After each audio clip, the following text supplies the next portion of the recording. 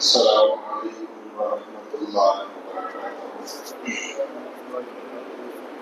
نحمد الله العظيم ونصلي ونسلم على رسوله الكريم. أما بعد فقد قال الله تعالى في محكمه التنزيل والفرقان المجيد بعد أعوذ بالله من الشيطان الرجيم بسم الله الرحمن الرحيم. وأوحى ربك إلى النخل أن اتخذي من الجبال بيوتا ومن الشجر ومما يعرشون. كان النبي صلى الله عليه وسلم يحب الحلوى والعسل أو كما قال عليه الصلاة والسلام. எல்லா புகழும் புகழ்ச்சியும் அல்லாஹ் ஜல்ல ஷானஹு தஆலா ஒருவனுக்கே உண்டாகட்டுமாக.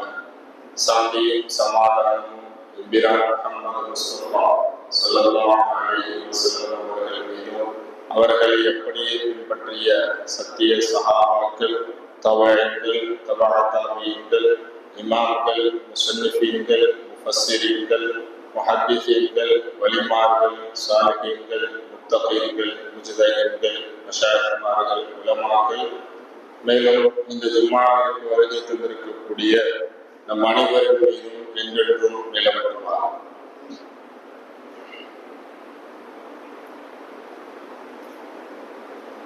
இறைவன் திருமறையில் நிறைய உயிரினங்களை பற்றிய கூற்றுக்களை பேசியிருக்கிறார்.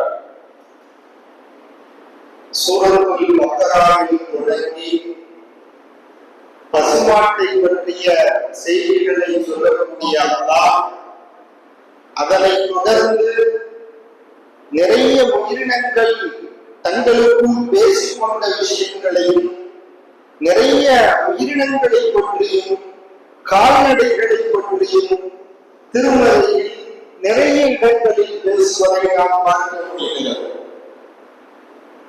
குர்ஆனினுடைய ஒரு வசனத்தின் பெயர் பக்ரா, பசுமாடு என்று பெயர்.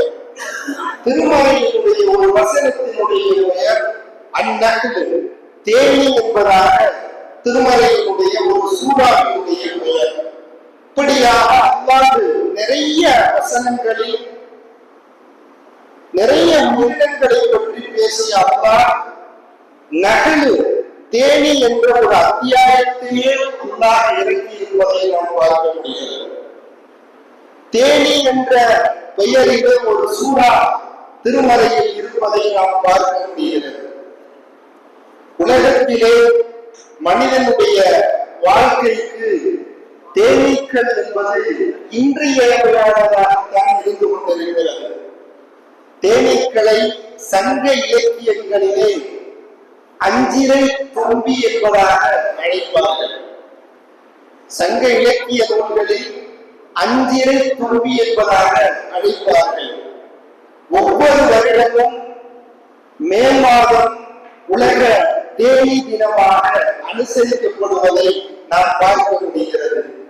மனிதர்களினுடைய ஊட்டச்சத்திற்கு ஒரு உண்மையான உழைப்பை கொடுத்து மனிதர்களுக்கு இன்பமயமான ஒரு வஸ்துவை கொடுக்கக்கூடிய அந்த தேனி உலகத்தில் சிறப்பு வாய்ந்ததாகத்தான் இருந்து கொண்டிருக்கிறது. நீங்கள் கான ரசூலுல்லாஹி ஸல்லல்லாஹு அலைஹி வஸல்லம் யுஹிப்புல் ஹல்வா வல் அஸல், பெருமானாருக்கு மிக பிடித்தமானது ஹல்வா, இனிப்புகள் பெருமானாருக்கு மிக பிடிக்குமா? பெருமானார் அடுத்து விரும்பி சாப்பிட்டவை அல் அஸல், தேன் என்பதாக கிதாபுகளிலே பார்க்க முடிகிறது. தேனினுடைய அகமியங்களை பற்றி இறைவன் திருமறையில் அழகாக சொல்லி காட்டுகிறார். ஒரு தடவை ரசூலுல்லாஹி ஸல்லல்லாஹு அலைஹி வஸல்லம் அவர்கள்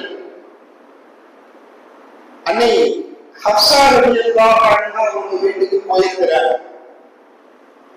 அதுக்கு முன்னாடி ஸைனப் பின்த் ஜஹ்ஷ் ரலியல்லாஹு அன்ஹா வீட்டுல தன்னுடைய இன்னொரு மனைவி வீட்டுல கொஞ்ச நேரம் இருந்துட்டு அந்த அம்மா தேன் குடிக்க கொடுத்தாங்களாம். ரசூலுல்லாஹ் ரொம்ப இன்பமா அந்த தேனை வாங்கி பருகிட்டு ஹப்ஸா ரலியல்லாஹு அன்ஹா வீட்டுக்கு போறாங்க. ஒரு சில சமயம் ஜைனப் ரலியல்லாஹுடைய வீட்டுல இருந்துட்டு தேன் சாப்பிட்டு ஆயிஷா ரலியல்லாஹு வீட்டுக்கு எல்லாம் போவாங்களாம். இப்ப என்ன பிரச்சனைன்னு சொன்னா, ரசூலுல்லாஹி ஜைனப் வீட்டுல ரொம்ப நேரம் இருக்கிறாங்க. அவங்க வேற தேன் வேற அம்மா கொடுக்குறாங்க, நல்லா சாப்பிட்டு வராங்க. நம்ம ரெண்டு பேரும் ஒரு பிளானிங் பண்ணுவோம்னு சொல்லி ரெண்டு பேரும் பேசிக்கிறாங்க. என்ன பிளானிங்னு சொன்னா, ரசூலுல்லாஹ் ஜைனப் ரலியல்லாஹு வீட்டுல இருந்துட்டு நம்ம வீட்டுக்கு வரும்போது நானா இருந்தாலும் சரி நீயா இருந்தாலும் சரி என்ன ஒரு கெட்ட வாரம் அடிக்குதுன்னு சொல்லி ரசூலுல்லாஹ்ட்ட சொல்லணும். இதான் இந்த பிளானிங் பேசி வச்சுட்டாங்க. அதே போல ரசூலுல்லாஹ் ஜைனப் ரலியல்லாஹு வீட்டுல இருக்கிறாங்க.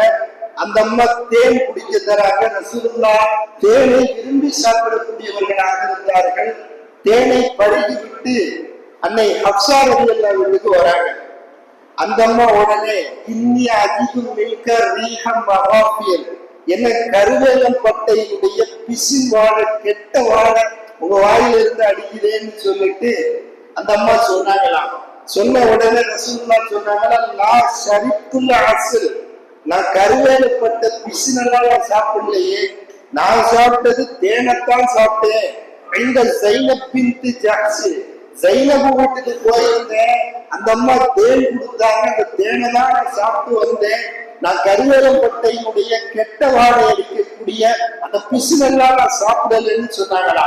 சொல்லிட்டு சொன்னாங்களா, நீயும் இப்படித்தான் சொல்ற, ஆயிஷா வீட்டுக்கு போனா அந்த அம்மா அப்படிதான் சொல்லுது, பலன் அவுது இலகு, இனிமே நான் தேனே சாப்பிட மாட்டேன்னு சொல்லிட்டு ரசூலுல்லாஹ் சொல்லிட்டாங்க. ரசூலுல்லாஹ் தேன் சாப்பிடலன்னு சொன்னா இந்த உம்மத்தே தேனை புறக்கணித்து விடும். சஹாபாக்கள் தேனை புறக்கணித்து விடுவார்கள், சமூகம் தேனை புறக்கணித்து விடும். அல்லாஹ் உடனே திருமறையில் வசனத்தை இறக்குகிறார்.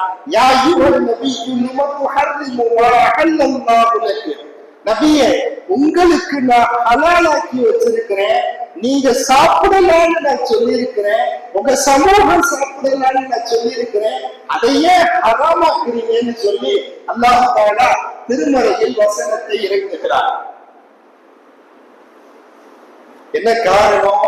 தேன் என்பது மிகப்பெரிய நோய் நிவாரணி, ஒரு அற்புதமான ஒரு அற்புதமான ஒரு மருந்து.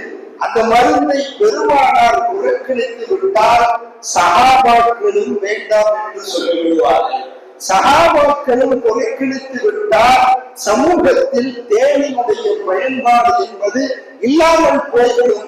தேன் என்பது மனித வாழ்க்கைக்கு அவசியமான ஒன்று என்பதை அல்லாஹ் உணர்த்துவதற்காக வேண்டி அடுத்த நிமிடமே தேன் தடை இல்லை என்ற வசனத்தை இறைவன் இறக்கி இருப்பதை நாம் பார்க்க முடிகிறது.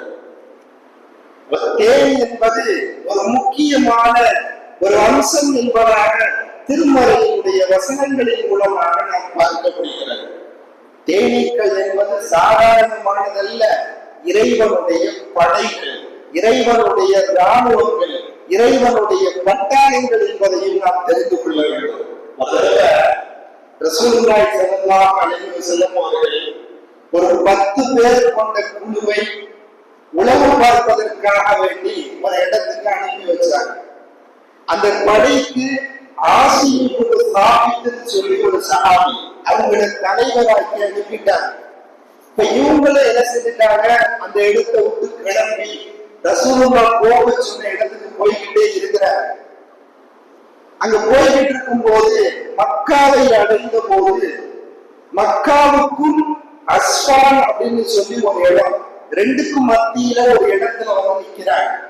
நிற்கும் போது பனூ லஹியா அப்படிங்கிற ஒரு கிளையாருக்கு இந்த ரசூலுல்லாஹ் மக்கால இருந்து 10 பேரை உயர்வு பார்க்கிறதுக்காண்டி அனுப்பி வச்சிருக்கிறாங்க, உளவு பார்க்கிறதுக்காண்டி அனுப்பி வச்சிருக்கிறாங்க அப்படின்னு சொல்லிட்டு இவங்க என்ன செய்யறாங்க, படையை திரட்டுறாங்க. கிட்டத்தட்ட 100 பேரை சேர்ந்துக்கிட்டு இந்த 10 பேரை போய் வளைச்சாங்க. 10 பேரை வளைச்சிட்டாங்க. கையில எல்லாரும் அம்பு வச்சிருக்கிறாங்க. நல்லா அம்பு எரியக்கூடிய 100 பேர் நிக்கிறாங்க. இங்க 10 பேர் நிக்கிறாங்க. ஃபுல்லா சுத்தி வளைச்சிட்டாங்க. என்ன அந்த ரசூல் வேவு பார்க்க அனுப்பி வச்சாரான்னு சொல்லிட்டு அவங்களை கொல்றதுக்காண்டி நிக்கிறாங்க. அப்போ சில வந்தவங்க சொன்னாங்களா, நாங்க உங்களை கொல்ல மாட்டோம், நீங்க என்ன செய்யுங்க, எங்கள்கிட்ட வந்துருங்க, நாங்க உங்களை விட்டுறோம்னு சொல்லி அந்த 100 பேர் கொண்ட குழு அந்த முஸ்லிம்களை அழைக்கிறது. ஆனா அங்கிருந்த சஹாபாக்களினுடைய அந்த தலைவர் ஆசிமுல் சாபித் எல்லாம் சொன்னாங்கன்னா, இறை நிராகரிப்பாளர்களுடைய பேச்ச நம்பி எல்லாம் நாங்க மாட்டிக்க மாட்டோம்னு சொன்னாங்கன்னா, அதுக்கடுத்து இங்க இருந்து அம்புகளை எய்கிறார்கள், முஸ்லிம்களை கொண்டு கொண்டே இருக்கிறார்கள். கிட்டத்தட்ட அந்த இடத்திலேயே 3 பேரை சிறை பிடிச்சாங்களா, 10 பேரை 7 பேரை கொண்டுட்டாங்களாம். 7 முஸ்லிம்களை கொன்றுவிட்டு 3 முஸ்லிம்களை சிறை பிடிக்கிறார்கள். அந்த நேரத்துல ஆசிமுல் சாபித் எல்லாம் அல்லாஹ்வுக்கு துஆ செஞ்சாங்களா, யா அல்லாஹ் எங்களை பற்றிய செய்தியை உன் ரசூலுக்கு நீ தெரிவித்து விடுன்னு சொன்னாங்க. அதே போல அல்லாஹ் ரசூலுல்லாஹ்வுக்கு காட்டி கொடுத்துட்டான். இந்த மாதிரி 10 பேரை அனுப்பி வச்சதா இந்த மாதிரி கொண்டுட்டாங்க, 3 பேரை சிறைப்பிடிச்சுட்டாங்கிற செய்தி ரசூலுக்கு தெரிஞ்சிருச்சு. இந்த ஆசிமுல் சாபித் இஸ்லாத்தை ஏற்ற சமயத்துல அல்லாஹ்ட்ட துஆ செஞ்சாரா, யா அல்லாஹ் எந்த காவியும் என் கையை என் உடம்பை தொற்றக்கூடாது, எந்த இறை நிராகரிப்பாளர்களும் என் உடலை தொட்டு விடக்கூடாது என்று ஆசிமுல் சாபித் அல்லாஹ்ட்ட துஆ செஞ்சிருந்தார். இங்க நேற்று என்ன நடக்குதுன்னா, இந்த ஆசிமுல் சாபித் பத்ர் யுத்தம் நடந்த சமயத்துல காபிர்களுடைய முக்கியமான ஒரு தலைவரை கொண்டுட்டார்.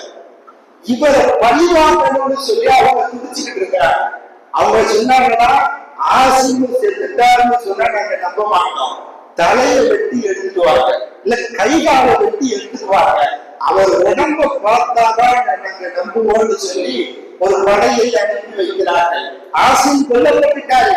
கொல்லப்பட்டதற்கு பிறகு அவர்களுடைய உடல் அங்கம் ஏதாவது எங்களுக்கு இருந்தா மட்டும்தான் நாங்க நம்புவோம்னு சொல்லி ஒரு காபீர் கூட்டத்தை அனுப்புறாங்க. சரின்னு சொல்லி ஆசிம் ரலியல்லாஹுடைய தலையை வெட்டி எடுத்துட்டு போகணும்னு வெட்டுறதுக்கு வந்தா தேனீக்கள் கடை சூழ்ந்து அங்கே இருக்கிறது. கிட்ட நெருங்கினால் நெருங்க முடியவில்லை. சரி, இப்ப தேன் கூடு கட்ட மாதிரி உடம்புக்குள் முழுவதும் சுத்தி இருக்கிறது. நாளைக்கு இவர் உடம்பை வெட்டி எடுத்துட்டு போலான்னு பார்த்தா நாளை மறுநாளும் உடலில் தேனீக்கள் சூழ்ந்து இருக்கிறது. இதோ இந்த ஆசிமுல் சாபித் அல்லாஹ்விடத்திலே செய்த துஆ, என் உடம்பை எந்த காபிரும் தொட்டுவிடக் கூடாது என்று செய்த பிரார்த்தனையை இறைவன் தேனீக்களை கொண்டு அல்லாஹ் பாதுகாத்தான். அந்த உடல் பாதுகாக்கப்பட்டது. எந்த காபிர்களாலும் அந்த உடலை தொடக்கூட முடியவில்லை என்ற வரலாறுகளை பார்க்க முடிகிறது. இங்க சொல்றது என்ன விஷயம்னு சொன்னா, அல்லாஹ் தேனீக்களை பாதுகாப்பாக ஆக்கி வைத்தார் என்ற செய்திகளை பார்க்க முடிகிறது. தேனீக்கள் என்பது இறைவனுடைய பட்டாளங்களாக, படைகளாக, ராணுவ வீரர்களாக செயல்பட்டார்கள் என்ற செய்திகளை நாம் பார்க்க முடிகிறது. அதே போல இந்த தேனி என்பது மிகப்பெரிய அற்புதமான நிவாரணி என்பதாக இறைவன் சொல்லுகிறார். அந்த தேனீக்களினுடைய வயிறுகளில் இருந்து பலதரப்பட்ட பானங்கள் வெளியேறுகிறது. இந்த தேனிலே மருத்துவ குணங்கள் இருக்கிறது என்பதாக இறைவன் திருமறையில் சொல்லி காட்டுகிறார். பெருமானார் சொன்னார்கள், மூன்று பொருள்களிலே நோய் நிவாரணி இருக்கிறது என்று சொன்ன பெருமானார் சொன்னார்கள், அல்ல அஸ்லு சுர்பத்துல் அஸ்லு, தேனை நீங்கள் பருகினால் உங்களுக்கு நோய் நிவாரணம் கிடைக்கும் என்று சொன்னார்கள் பெருமானார் ஸல்லல்லாஹு அலைஹி வஸல்லம். ஹஸரத் ஆமிர் இப்னு மாலிக் ரலியல்லாஹு அன்ஹு அவங்க அறிவிக்கிறாங்க, என்கிட்ட ஒருத்தர் உடம்பு பிரச்சனைன்னு வந்தார். நான் என்ன செஞ்சேன், நேரா ரசூல்கிட்ட போ, தபாஉன் அவ் ஷிஃபாஉன், ஒன்னு ரசூல் மருந்த சொல்லுவாங்க, இல்லைன்னா நோய் நிவாரணம் ஏதாவது சொல்லுவாங்க, நேரா ரசூலுல்லாஹ் போன்னு சொல்லி ஹஸரத் ஆமிர் இப்னு மாலிக் ரலியல்லாஹு ஒரு நபரை அனுப்பி வைக்கிறாங்க. அப்ப ரசூல் என்ன செஞ்சாங்கன்னா, ஒரு ஜாடி நிறைய தேனை கொடுத்து அனுப்பினார்களாம். இந்த தேனை சாப்பிட்டால் அல்லாஹ் நோயை ஷிஃபாவாக்குவான். இந்த தேனை சாப்பிடுன்னு சொல்லி அனுப்பி வச்சாங்களாம். இங்க ஹதீஸ்ல பார்க்க முடியுது.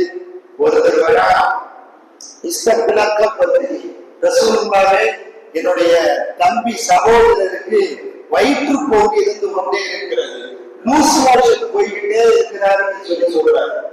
உடனே ரசூலுல்லாஹ் சொன்னாங்களா, இஸ்திஹி அஸ்லன், தேனை சாப்பிட சொல்லுங்கன்னு சொல்லிட்டாங்க. இவர் போய் சகோதரருக்கு சொல்றாரு, ரசூல் தேனை சாப்பிட்டால் வயிற்றுப்போக்கு சரியாகும்னு சொல்லி இருக்கிறாங்க, சாப்பிடுன்னு சொல்றாங்க. ஒரு தடவை சாப்பிட்டாரு. திரும்ப ரசூலுல்லாஹ் வராது, இன்னும் சரியாவல, தேனை சாப்பிட்டு இன்னும் சரியாவல. லூஸ் மோஷனுக்கு தேனை ரசூலுல்லாஹ் சாப்பிட சொல்றாங்க, சாப்பிட்டு சரியாகலன்னு சொல்றாரு. திரும்ப ரசூல் சொல்றார்கள், இஸ்திஸ்கி அஸ்லன், அவர் தேனை சாப்பிட சொல்லுன்னு சொன்னாங்க.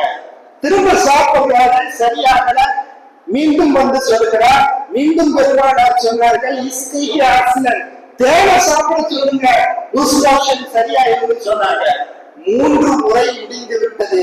4வது தடவை வந்து சொன்னாரா, என் தம்பிக்கு இன்னும் வயிற்று வலி சரியாகல, இன்னும் லூஸ் மோஷன் போய்கிட்டு தான் இருக்குன்னு சொல்றாரு. இப்ப ரொம்ப கோபம்னு சொல்றாரா. பெருமானார் சொன்னார்கள், சதகல்லாஹ் வ கதப பத்மா ஃபீக, அல்லாஹ் என்னைக்கும் பொய் சொல்ல மாட்டான், அல்லாஹ் உண்மையை தான் சொல்லி இருக்கிறார். தேன் நிவாரணம் தான், அல்லாஹ் உண்மையை சொல்லி இருக்கிறார். ஒரு சகோதரனுடைய வயிறு தான் பொய் சொல்லுது. திரும்ப தேனை சாப்பிட சொல்லுன்னு சொன்னாங்களா. 4வது முறை வந்து தேனை சாப்பிட்டாராம், அவர்களுடைய வயிற்றுப்போக்கு குணமாகி போனது என்ற செய்திகளை ஹதீஸ்களின் மூலம் பார்க்க முடிகிறது. இங்க இருந்து என்ன புரிய வருதுன்னு சொன்னா, லூஸ் மோஷன் போய்கிட்டு இருக்கிற சமயத்துல ஒரு நோய் குணமாக ரசூல் மருந்த சொல்றாங்க. அந்த மருந்து வேலை செய்யும் அளவிற்கு குடலிலே போய் சேரவில்லை. ஒரு மருந்தை சாப்பிடுறோம்னு சொன்னா அது வேலை செய்யற அளவுக்கு போய் அந்த இறைப்பையை அடைய வேண்டும். அது அடையாமல் இருக்கிறது. திரும்ப ஒரு தடவை குடிக்க சொல்லு, உள்ள போவா சரியாயிருந்து சொன்னாங்க. திரும்ப குடிச்சாரு, சரியானது என்ற செய்திகளை அவர்கள் சொல்லி காட்டுகிறார்கள். உண்மையிலேயே தேனை சாப்பிட்டா மோஷன் போகாதவர்களுக்கும் இலக்கி விடுவா, இதே தேனை சாப்பிட்டா வயிற்றுப்போக்கு உள்ளவர்களுக்கும் சரியாகும் என்பதை பார்க்க முடிகிறது. நேர்மறையையும் கொண்டிருக்கிறது இந்த தேன், எதிர்மறையையும் கொண்டிருக்கிறது இந்த தேன். மோஷன் மனம் போகாமல் இருந்தாலும் தேனை சாப்பிடும் பட்சத்தில் அது சரியாக விடுகிறது. மனம் போய்கொண்டே இருந்தாலும் இந்த தேனை சாப்பிட்டால் இறைவன் இதில் சிப்பாவை வைத்திருப்பதால், நிவாரணத்தை வைத்திருப்பதால் சரியாகிறது என்பதை நாம் பார்க்க முடிகிறது. ஹதீஸ்ல வருது, மன் லஹிகல் அஸ்ல ஸலாத்த கதவாத்தின் குல்ல ஷஹர், யார் ஒருவர் ஒவ்வொரு மாசமும் காலை நேரத்துல 3 நாட்கள் தொடர்படியாக தேனை சாப்பிடுவாரோ, லம் துஸிபுஹு அதீமும் மினல் பலா, அல்லாஹ் பெரிய பெரிய நோய்களை கொடுக்க மாட்டான் அவருக்கு என்பதாக திருமறை ஹதீஸ்களின் மூலம் பார்க்க முடிகிறது. பெருமானார் சொன்னார்கள், அலைக்கும் பிஷ்ஃபாஇனி, 2 நோய் நிவாரணிகளை நீங்கள் எடுத்துக் கொள்ளுங்கள், 2 ஆன்டிபயோட்டிக்கை நீங்கள் எடுத்துக் கொள்ளுங்கள். அல் அஸ்ரு வல் குர்ஆன், தேன் என்பது உங்களினுடைய நோய்களை சிவாவாக்கும், உங்களினுடைய நோய்களை குணமாக்கும். அல் குர்ஆன், பெருமானார் சொன்னார்கள், குர்ஆன் எல்லா நோய்களுக்கும் தீர்வு என்று சொன்னார்கள் பெருமானார் ஸல்லல்லாஹு அலைஹி வஸல்லம். சில விரிவுரையாளர்கள் இப்படி சொல்கிறார்கள், திருமறை உடலில் உள்ள பிணிகளுக்கு, மனம் சார்ந்த பிணிகளுக்கு பெரிய நிவாரணி, இந்த தேன் உடல் சார்ந்த நோய்களுக்கு மிகப்பெரிய நிவாரணி என்று சொன்னார்கள் சில அறிஞ பெருமக்கள். அதனாலதான் பெருமானார் சொன்னார்கள், மஸலுல் முஃமினி மிஸ்லன் நஹ்லதி, ஒரு முஃமினுடைய உதாரணம் என்பது தேனியை போன்ற உதாரணம். ஒரு முஃமின் என்பவன் தேனியை போன்று இருக்க வேண்டும். லா தஅகுலு இல்லா தீபன் வலா தமஉ இல்லா தய்யிபன், தேனி என்பது நல்லதைத்தான் சாப்பிடும், நல்லதைத்தான் கொடுக்கும். ஒரு முஃமினுடைய பண்பு என்பது அப்படித்தான் இருக்க வேண்டும். யாருக்கும் தீங்குழைக்க கூடாது, நல்லதை செய்ய வேண்டும், நல்லதைத்தான் அடுத்தவருக்கு செய்ய வேண்டும் என்பதை பெருமானார் ஸல்லல்லாஹு அலைஹி வஸல்லம் அவர்கள் அழகாக சொல்லி காட்டுகிறார்கள். நீங்கள் தேனீக்களை பாருங்கள், நல்லதை மாத்திரம் சாப்பிட்டு விட்டு இந்த மனிதர்களுக்கு நல்லதை கொடுக்கக்கூடிய ஒரு நல்ல உயிரினமாக உலகத்திலே வாழ்ந்து கொண்டிருக்கிறது. தேனீக்களை பார்த்தால் கூட்டமாகத்தான் வாழும். தனது கூட்டை தேனீக்கள் சுத்தமாகத்தான் வைத்துக் கொள்ளுவா. உலகத்திலேயே மிக சுறுசுறுப்பான உயிரினம் தேன் தேனிதான் என்பதாகவும் சொல்லிக் கொண்டிருக்கிறார்கள். ஒரு பகுதியினுடைய மகரந்த சேர்க்கைக்கு முக்கிய காரணமாக இருக்கக்கூடியவைகளும் தேனீக்கள் தான் என்பதையும் நாம் பார்க்க முடிகிறது. இறைவன் சொன்னான், அனைத்து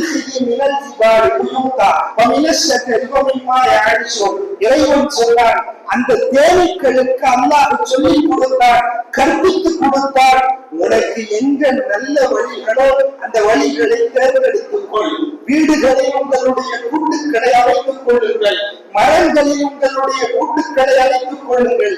தேனீக்களுக்கு வழிகளை அறியக்கூடிய திறன்களை இறைவன் கொடுத்திருக்கிறார். கம்ப்யூட்டர் கூட தோன்று போயிடும். எந்த பூல தேனி இருக்கிறதோ கரெக்டா அந்த பூல போய் தேனீக்கள் உண்டாகுமா. எந்த இடத்தில் தேன் கிடைக்குமோ அந்த இடத்திற்கு சரியாக துல்லியமாக பயணம் செய்யக்கூடிய அறிவாற்றலை எல்லாம் தேனீக்களுக்கு கொடுத்திருக்கிறார் என்பதை நாம் பார்க்க முடிகிறது. சகலங்களை பதப்படுத்த கூட தேன்களைத்தான் பயன்படுத்துகிறார்கள் என்பதையும் பார்க்க முடிகிறது. கிட்டத்தட்ட 12ஆம் நூற்றாண்டை சேர்ந்த மருத்துவர் ஒரு சுற்றுலா பயணத்தை மேற்கொள்கிறார். அப்துல் லத்தீஃப் பக்தாதி என்ற ஒரு மருத்துவர் எகிப்து நாட்டினுடைய ஒரு இடத்திலே அமர்ந்து கொண்டிருக்கிறார். அங்கே ஒரு பிரமிடு ஒன்று இருக்கிறது. அந்த பிரமிடிலே என்ன இருக்கிறது என்று உடைத்து பார்த்த போது அதிலே தேன் இருந்ததா, அந்த தேனிலே ஒரு பச்சிளம் குழந்தை இருந்ததா, கொஞ்சம் கூட உடல் அமைப்புகள் மாறாமல் அந்த பிரேதம் அப்படியே இருந்ததை ஆச்சரியத்துடன் பதிவு செய்கிறார் அப்துல் லத்தீஃப் பக்தாதி என்ற மிகப்பெரிய மருத்துவர். தேன் எவ்வளவு காலமானாலும் கெடாது என்பதை பார்க்க முடிகிறது. அந்த சடலங்களை பார்த்து பிரமித்து போனார் என்ற செய்திகளையும் பார்க்க முடிகிறது. முதல்ல தேன் கெட்டே போகாது. தேனினுடைய தன்மை அப்படியே பக்குவமாக வைத்துக் கொள்ளும் என்ற விஷயத்தை கண்டுபிடித்தவர்களே எகிப்தியர்கள் தான். எகிப்து நாட்டை சேர்ந்தவர்கள் தான் இதையெல்லாம் கண்டுபிடித்தார்கள் என்ற வரலாறுகளை நாம் பார்க்க முடிகிறது. பொதுவாகவே தேனுக்கு உரியக்கூடிய தன்மை இருக்கு. நீங்கள் எந்த வஸ்துக்களை தேன்களில் போட்டாலும் அதுல உள்ள தண்ணி அப்படியே உறிஞ்சி எடுத்துரும். அதனாலதான் தேன்ல எந்த கிருமிகள் பட்டாலும் கூட அந்த தேன் அந்த கிருமி போய் கொஞ்ச நேரத்துல செத்து போயிருமா. ஏன்னா கிருமிகள் தண்ணீரிலே உயிரோடு இன்பமாக வாழக்கூடியது. தேனினுடைய தன்மை என்பது உறிந்து எடுக்கக்கூடியது. இந்த கிருமிகள் அந்த தேன்களில் விழுந்தாலும் கூட அந்த கிருமிகளில் உள்ள அந்த தண்ணீரை உறிந்துவிட்டு அந்த தேன் கிருமிகளை கொன்றுவிடும் என்பதை நாம் பார்க்க முடிகிறது. இன்றைய சமூகத்தில் பார்க்கிறோம், அழிவினுடைய விளிம்பிலே தேனீக்கள் இருந்து கொண்டிருப்பதை பார்க்க முடிகிறது. பல ரசாயன கலவைகளால் தேனீக்கள் கொல்லப்படுவதை பார்க்க முடிகிறது. இது போன்ற விஷயங்கள் தடுக்கப்பட வேண்டும் என்பதை நாம் சொல்லிக் கொள்கிறோம். பெருமானார் ஸல்லல்லாஹு அலைஹி வஸல்லம் அவர்கள் அன்கத்தியா ருபாஇ 4 உயிரினங்களை கொள்வதை தடை செய்தார்கள் என்பதை பார்க்க முடிகிறது. அன்னந்தகு எறும்புகளை கொள்வதை பெருமானார் தடை செய்தார்கள். அன்னகு பெருமானார் தேனீக்களை கொள்வதை தடை செய்தார்கள். புது புது பறவைகளை கொள்வதை தடை செய்தார்கள். சருகு என்ற சில சிட்டுக்குருவினத்தை சார்ந்த பறவைகளை கொள்வதையும் பெருமானார் தடை செய்தார்கள் என்பதை பார்க்க முடிகிறது. உலகத்தினுடைய பூக்களினுடைய வளர்ச்சிகள், காய்கறிகளினுடைய வளர்ச்சிகள் இதற்கு இன்றியமையாத நிலையில் செயல்படக்கூடிய ஒரு முக்கிய அம்சமாக திகழ்வது தேனீக்கள் என்றால் அது உண்மையான நிதர்சனமான உண்மை. இந்த தேனீக்கள் என்ன செய்யுது, போய் ஏதாவது பூக்கள்ல உட்காருது. அந்த மகரந்த தூள் என்பது அந்த தேனீக்களினுடைய உடம்பிலே பட்டு மீண்டும் ஒரு பூக்களிலோ காய்களிலோ அந்த தேனீக்கள் உட்காரக்கூடிய சமயத்திலே மிகப்பெரிய மகரந்த சேர்க்கை நடைபெறுகிறது. தாவரங்கள், மரங்கள், பழங்கள் வருவதற்கு ஒரு முக்கியமான அம்ச நிலைப்பாட்டை கொண்டுள்ளது இந்த தேனீக்கள் என்றால் அது நிகரில்லை என்பதுதான் சொல்ல முடியும். கிட்டத்தட்ட 80% சேர்க்கை தேனீக்களினுடைய சேர்க்கையினால் தான் உயிர் தாவரங்கள் எல்லாம் மிகப்பெரிய வளர்ச்சி அடைகிறது என்பதை பார்க்க முடிகிறது.